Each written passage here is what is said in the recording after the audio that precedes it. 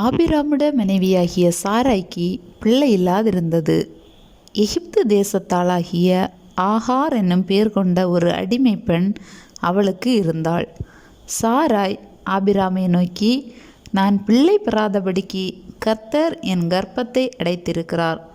என் அடிமை பெண்ணோடே சேரும், ஒருவேளை அவளால் என் வீடு கட்டப்படும் என்றாள். சாராயின் வார்த்தைக்கு ஆபிராம் செவி கொடுத்தான். ஆபிராம் கானான் தேசத்தில் 10 வருஷம் குடியிருந்த பின்பு ஆபிராமின் மனைவியாகிய சாராய் எகிப்து தேசத்தாளான தன் அடிமை பெண்ணாகிய ஆகாரை அழைத்து அவளை தன் புருஷனாகிய ஆபிராமுக்கு மறுமனையாட்டியாக கொடுத்தாள். அவன் ஆகாரோடே சேர்ந்தபோது அவள் கர்ப்பந்தரித்தாள். அவள் தான் கர்ப்பவதியானதை கண்டபோது தன் நாச்சியாரை அற்பமாக எண்ணினாள். அப்பொழுது சாராய் ஆபிராமை நோக்கி, எனக்கு நேரிட்ட அநியாயம் உமது மேல் சுமரும்.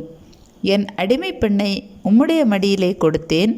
அவள் தான் கர்ப்பவதியானதை கண்டு என்னை அற்பமாக எண்ணுகிறாள். கர்த்தர் எனக்கும் உமக்கும் நடுநின்று நியாயம் தீர்ப்பாராக என்றாள். அதற்கு ஆபிராம் சாராயை நோக்கி, இதோ உன் அடிமை பெண் உன் கைக்குள் இருக்கிறாள்.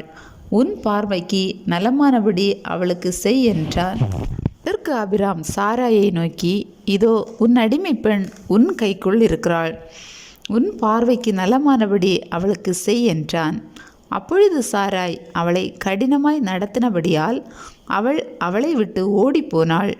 கர்த்தருடைய தூதனானவர் அவளை வனாந்தரத்திலே சூருக்கு போகிற வழியருகே இருக்கிற நீரூற்றண்டையில் கண்டு, சாராயின் அடிமை பெண்ணாகிய ஆகாரே, எங்கே இருந்து வருகிறாய், எங்கே போகிறாய் என்று கேட்டார்.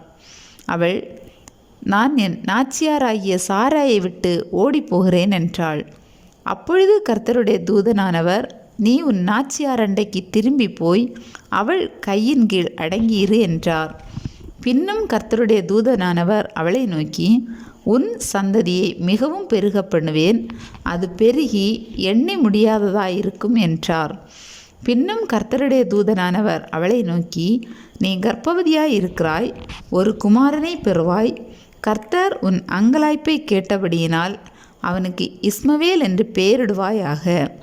அவன் துஷ்ட மனுஷனாயிருப்பான். அவனுடைய கை எல்லாருக்கும் விரோதமாகவும் எல்லாருடைய கையும் அவனுக்கு விரோதமாகவும் இருக்கும். தன் சகோதரர் எல்லாருக்கும் எதிராக குடியிருப்பான் என்றார். அப்பொழுது அவள், என்னை காண்பவரை நானும் இவ்விடத்தில் கண்டேன் அல்லவா என்று சொல்லி தன்னோடே பேசின கர்த்தருக்கு நீர் என்னை காண்கிற தேவன் என்று பெயரிட்டாள். ஆகையால் அந்த துறவு பெயர் லகாய் ரோயி எனப்பட்டது. அது காதேசுக்கும் பாரேத்துக்கும் நடுவே இருக்கிறது.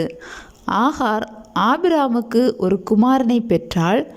ஆபிராம் ஆகார் பெற்ற தன் குமாரனுக்கு இஸ்மவேல் என்று பெயரிட்டான். ஆகார் ஆபிராமுக்கு இஸ்மவேலை பெற்றபோது ஆபிராம் 86 வயதாயிருந்தான்.